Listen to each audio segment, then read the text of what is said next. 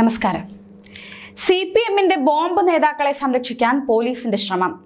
കൊന്നിട്ട് വന്നാലും പാർട്ടി നേതാക്കളെ സംരക്ഷിക്കാനുള്ള CPMന്റെ ഭരണമാണ് കണ്ണൂർ പോലെ പാർട്ടി ശക്തി കേന്ദ്രങ്ങളിൽ നടക്കാൻ പാടില്ലാത്തതുപോലും നടന്നിട്ടും ഒന്നും മിണ്ടാതെ മുഖ്യന്റെ പാർട്ടി ഇങ്ങനെ എല്ലാത്തിനും കൂടെ നിൽക്കുന്നത്. CPM പാർട്ടിയെയും തിരഞ്ഞെടുപ്പിനെയും അവതാളത്തിലാക്കിയ പാനൂർ ബോംബ് സ്ഫോടനത്തിൽ പാർട്ടിക്ക് വേണ്ടി തിരിഞ്ഞു കളിച്ച പോലീസ്. ആഭ്യന്തര വകുപ്പ് CPMന്റെ കൈവെള്ളയിലായതുകൊണ്ട് തന്നെ മുഖ്യന്റെ പാർട്ടിക്ക് വേണ്ടി എന്ത് ചെയ്തു കൊടുക്കാനും പോലീസ് തയ്യാർ. അതിന് ഉദാഹരണമാണ് പാനൂരിലെ ബോംബ് സ്ഫോടനത്തിൽ പ്രതികളായ CPM DYFI പ്രവർത്തകരെ സംരക്ഷിക്കാനുള്ള ശ്രമങ്ങളും പോലീസ് നടത്തുന്നു എന്ന വിവരം ഇപ്പോൾ പുറത്തുവരുന്നത്. പോലീസിന്റെ റിമാൻഡ് റിപ്പോർട്ട് കണ്ട് ആകെ സംശയമാണ്. ആദ്യത്തെ 3 റിമാൻഡ് റിപ്പോർട്ടുകളിൽ പൊതു തിരഞ്ഞെടുപ്പും രാഷ്ട്രീയ എതിരാളികളെയും ലക്ഷ്യമിട്ടാണ് ബോംബ് സ്ഫോടനം നടത്തിയതും നിർമ്മിച്ചതെന്നും ആരോപിച്ച പോലീസ് പിന്നീടുള്ള 3 റിമാൻഡ് റിപ്പോർട്ടുകളിലും ഇക്കാര്യം വ്യക്തമാക്കുന്നതേയില്ല എന്നുള്ളത് വലിയ സംശയമുയർത്തുന്നു. പാർട്ടി ശക്തി കേന്ദ്രമായ കണ്ണൂരിലെ സഖാക്കൾ പറഞ്ഞാൽ മുഖ്യനും ആഭ്യന്തര വകുപ്പിനും കേൾക്കാതിരിക്കാൻ സാധിക്കില്ല. അതുകൊണ്ടാകും 3ൽ 3 കാരണങ്ങളും എഴുതിയ 3 റിമാൻഡ് റിപ്പോർട്ട്. ഏപ്രിൽ 5-ന് പുലർച്ചെയുണ്ടായ ബോംബ് സ്ഫോടനത്തിൽ CPM പ്രവർത്തകനായ ഷെറിൽ മരിക്കുകയും മറ്റൊരു CPM പ്രവർത്തകനായ വലിയപറമ്പത്ത് വിനീഷിന് ഗുരുതരമായി പരിക്കേൽക്കുകയും ചെയ്തിരുന്നു. കേസിൽ 3 DYFI യൂണിറ്റ് ഭാരവാഹികളടക്കം 13ഓളം CPM പ്രവർത്തകർ അറസ്റ്റിലായിരുന്നു. മരിച്ച ഷെറിൽ അടക്കം കേസിൽ ആകെ 15 പ്രതികളാണുള്ളത്. 1-ാം പ്രതി വലിയപറമ്പത്ത് വിനീഷ് ചികിത്സയിലായതിനാൽ അറസ്റ്റ് ചെയ്തിട്ടില്ല.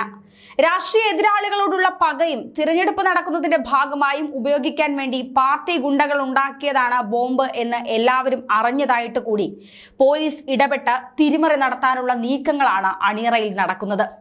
പ്രാദേശികമായി 2 വിഭാഗങ്ങൾ തമ്മിലുണ്ടായ സംഘർഷത്തെപ്പറ്റി ആദ്യത്തെ 3 റിമാൻഡ് റിപ്പോർട്ടുകളിലും പരാമർശിക്കാത്ത പോലീസ് മറ്റു 3 റിമാൻഡ് റിപ്പോർട്ടുകളിലും ഇതാണ് ബോംബ് നിർമ്മാണത്തിന് കാരണമെന്ന് ആരോപിക്കുന്നു.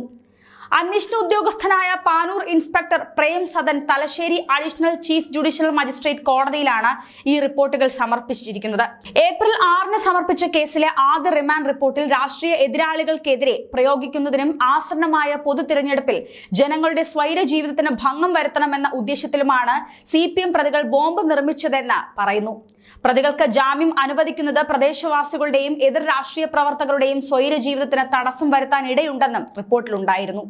ഏപ്രിൽ 7-നും 8-നും നൽകിയ റിമാൻഡ് റിപ്പോർട്ടുകളിലും ഇക്കാര്യം പോലീസ് ആവർത്തിച്ച് എടുത്തു പറയുന്നു. എന്നാൽ ഏപ്രിൽ 10-ന് നൽകിയ 4-ാമത്തെ റിമാൻഡ് റിപ്പോർട്ടിൽ പാനൂർ സ്റ്റേഷൻ പരിധിയിലെ കുയിമ്പിൽ ക്ഷേത്ര പരിസരത്തുണ്ടായ സംഘർഷമാണ് ബോംബ് നിർമ്മിക്കാനുള്ള കാരണമെന്ന് പറയുന്നത് വലിയ സംശയമുയർത്തുകയാണ്. ഇത് പോലീസിന്റെ ഇരട്ടത്താപ്പാണ്.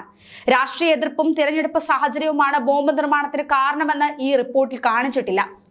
ഏപ്രിൽ 14-നും 19-നും നൽകിയ റിപ്പോർട്ടുകളിലും സമാന രീതിയിലാണ്. എന്നാൽ ലോക്സഭാ തിരഞ്ഞെടുപ്പ് അടുത്ത സാഹചര്യത്തിൽ പ്രതികൾക്ക് ജാമ്യം അനുവദിക്കരുതെന്ന് 4-ാമത്തെ റിപ്പോർട്ടിലുണ്ട്. ക്രിമിനൽ നടപടിക്രമം 167-ാം വകുപ്പ് പ്രകാരം പോലീസ് സമർപ്പിക്കുന്ന റിമാൻഡ് റിപ്പോർട്ടിൽ അന്വേഷണ പുരോഗതിക്ക് അനുസരിച്ച് വിവരങ്ങളാണ് നൽകിയിട്ടുള്ളത്. ഏതായാലും ഈ സംഭവത്തിൽ പോലീസിന്റെ തിരിഞ്ഞുകളി വലിയ ചർച്ചയാകുന്നുണ്ട്.